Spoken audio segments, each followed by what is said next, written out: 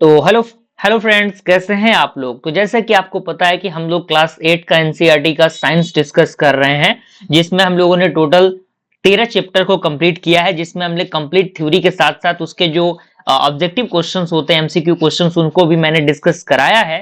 तो अगर आपने इस सीरीज को फॉलो नहीं किया तो जरूर करिएगा। प्लेलिस्ट का लिंक आपको नीचे डिस्क्रिप्शन बॉक्स में मिल जाएगा। आइए इसको स्टार्ट करते हैं। आज हमारा 14 चैप्टर है, जिसका नाम है विद्युत धारा के रासायनिक प्रभाव। ठीक है। तो सबसे पहले विद्युत धारा के रासायनिक प्रभाव में हमारा जो पहला टर्म आता है वो आता है आपका चालक एंड कुचालक। ठीक है, जिसे हम लोग कंडक्टर एंड इंसुलेटर बोलते हैं। तो चालक क्या होता है? जिन पदार्थों में से विद्युत धारा प्रवाहित हो सकती है, यानी वे पदार्थ जिनके द्वारा जो इलेक्ट्रिसिटी है वो क्या होता है, फ्लो हो सकता है कि नहीं। तो यहाँ पे आपका तांबा हो गया, लोहा हो गया, एल्यूमिनियम हो गया, इन सब से क्या होता है, जो चालक की तरह ये काम करता है, क्योंकि इससे क्या होता है, विद्युत धारा प्रवाहित हो सकती है, विद्युत धारा का प्रवाह इसके अंदर होता है। दूसरा हमारा आता है कुचालक, जिसे इंसुलेटर बोलते हैं। तो जिन पदार्थों में से विद्युत धारा प्रवाहित नहीं होती, सिंपल सी बात है, जिसके अंदर प्रवाहित होगी उसे हम लोग चालक बोलेंगे, और जिसके अंदर विद्युत धारा प्रवाहित नहीं होती है उसको हम लोग कुचालक बोलेंगे। उदाहरण में आपका रबड़ है, प्लास्टिक है, लकड़ी है, ये चीजें हैं। अब आता है द्रव्य में विद्युत चालकता, यानी आखिर लिक्विड में किस तरीके से जो इलेक्ट्रिसिटी का जो कह सकते हैं फ्लो है, कंडक्टर जो है ये किस तरीके से काम करता है। कह रहा है कुछ द्रव भी विद्युत के चालक होते हैं, यानी कुछ लिक्विड कह सकते हैं वो भी क्या होते हैं, उसके अंदर भी विद्युत धारा क्या होती है, प्रवाहित होती है। जैसे नमक पानी, नल का पानी हो गया, या फिर नमक का घोल हो गया, या फिर कोई अम्लीय घोल हो गया। ये सारी चीजें क्या करती हैं, विद्युत का संचालन करते हैं, यानी इनके अंदर इलेक्ट्रिसिटी फ्लो हो सकती है। ध्यान दीजिएगा, ये शुद्ध अशुद्ध जल विद्युत धारा का अच्छा चालक नहीं है, यानी शुद्ध जल क्या है, विद्युत धारा का अच्छा चालक नहीं है। ठीक है। डिस्टिल वाटर का आपने एक नाम सुना होगा, जो बैटरी होती है उसके अंदर डिस्टिल वाटर का यूज किया जाता है। क्यों? क्योंकि वो क्या होता है, विद्युत का चालक नहीं होता, वो कुचालक होता है। अब यहाँ पे विद्युत धारा के रासायनिक प्रभाव यहाँ से आपको स्टार्ट हो रहे हैं।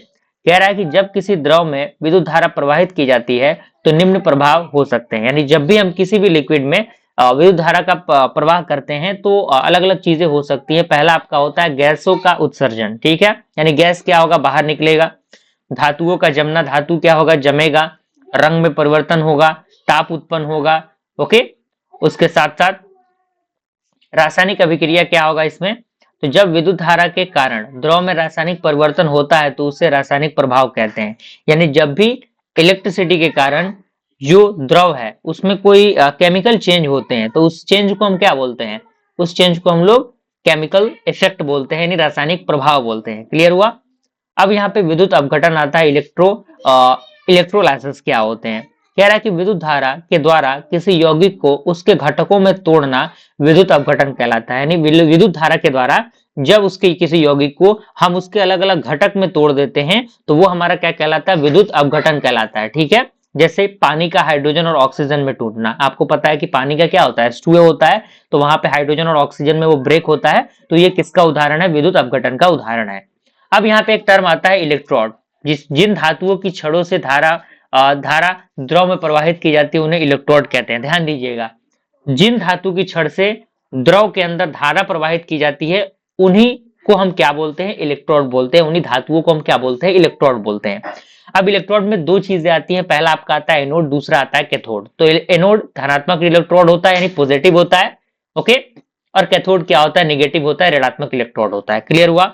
अब यहाँ पे एक पॉइंट दिया हुआ है, विलियम निकलसन ने दर्शाया कि यदि इलेक्ट्रोड जल में डूबे हो तथा उनके द्वारा विलयन से विद्युत धारा प्रवाहित की जाए तो ऑक्सीजन तथा हाइड्रोजन की बुलबुलें उत्पन्न होती है। यानी एक साइंटिस्ट है विलियम निकलसन, जिन्होंने बताया कि अगर इलेक्ट्रोड जल में डूबे हो और उनमें विद्युत धारा प्रवाहित किया जाए तो आपका क्या होगा, ऑक्सीजन और हाइड्रोजन के बुलबुले क्या होंगे, उत्पन्न होंगे। क्लियर हुआ।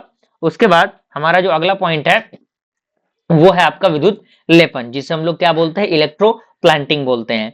तो कह रहा है कि किसी वस्तु पर विद्युत धारा की सहायता से किसी अन्य धातु की पतली परत चढ़ना, यानी किसी भी वस्तु पर विद्युत धारा की सहायता से, ध्यान दीजिएगा, इलेक्ट्रिसिटी की सहायता से अन्य धातु की पतली परत चढ़ती है, उसी प्रोसेस को हम क्या बोलते हैं, विद्युत लेपन बोलते हैं। जैसे सोने की परत चढ़ी ज्वेलरी, यानी आपने ज्वेलरी देखा होगा उसके ऊपर सोने की परत चढ़ी होती है, तो ये विद्युत लेपन का उदाहरण है। क्रोमियम चढ़े नल, ये विद्युत लेपन का उदाहरण है। चांदी चढ़े बर्तन, ये किसके उदाहरण है, विद्युत लेपन के उदाहरण है। ओके।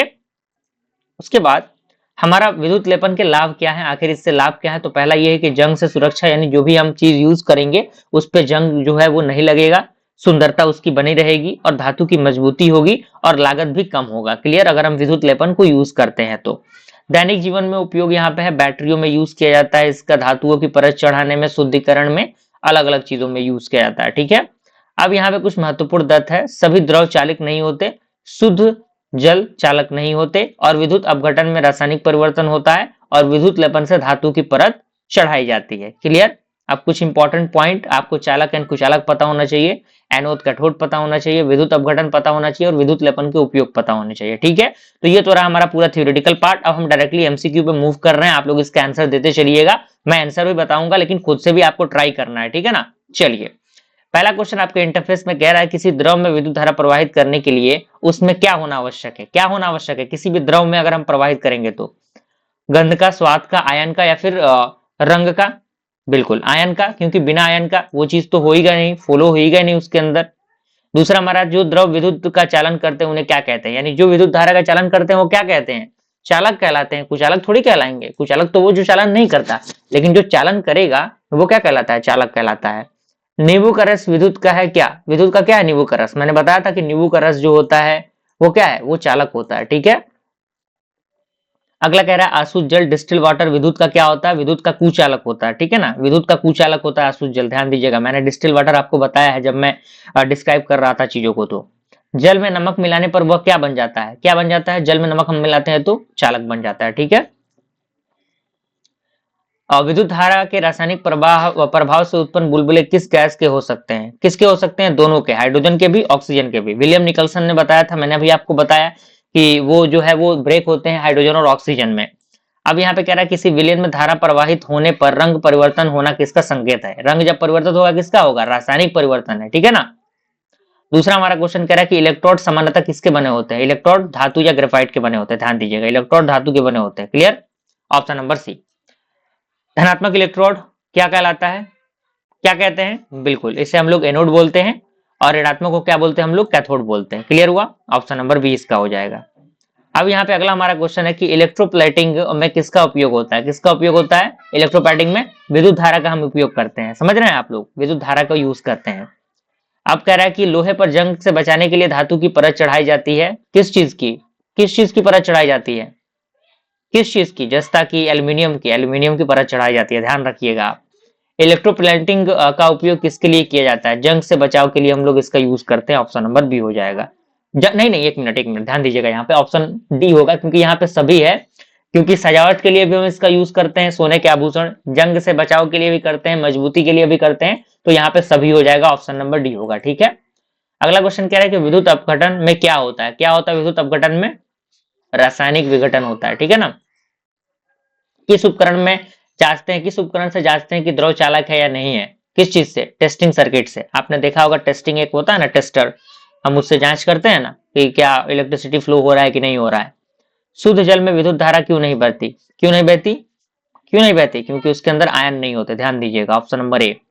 इलेक्ट्रोप्लेटिंग में जिस वस्तु पर परत चढ़ाई जाती है वह किससे जुड़ी होती है? किस चीज से जुड़ी होती है? किस चीज से? बताइए किस चीज से जुड़ी होती है? इसका क्वेश्चन का आंसर आपको कमेंट में देना है, ये क्वेश्चन आपके लिए है। ध्यान दीजिएगा, 17 का क्वेश्चन का आंसर आपको कमेंट में टाइप करना है ताकि मुझे पता लगे कि एग्जैक्टली आप चीजों को सॉल्व कर रहे हैं, है कि नहीं। तांबे की परत चढ़ाने के लिए विलेन में कौन सा लवण लिया जाता है? तांबे की परत चढ़ाने के लिए किस चीज का लिया जाता है? किस चीज का लिया जाता है? तांबे की परत चढ़ाने के लिए किस चीज का हम प्रयोग करते हैं? बताइए तो, कमेंट करिए इसका आंसर। तांबे की परत चढ़ाने के लिए विलयन में कौन सा लवण लिया जाता है? Option number A copper sulphate, option number B sodium chloride, option number C potassium oxide, option number D calcium carbonate. क्या होगा इसका? बिल्कुल कॉपर सल्फेट होगा ना जी, ऑप्शन नंबर ए होगा।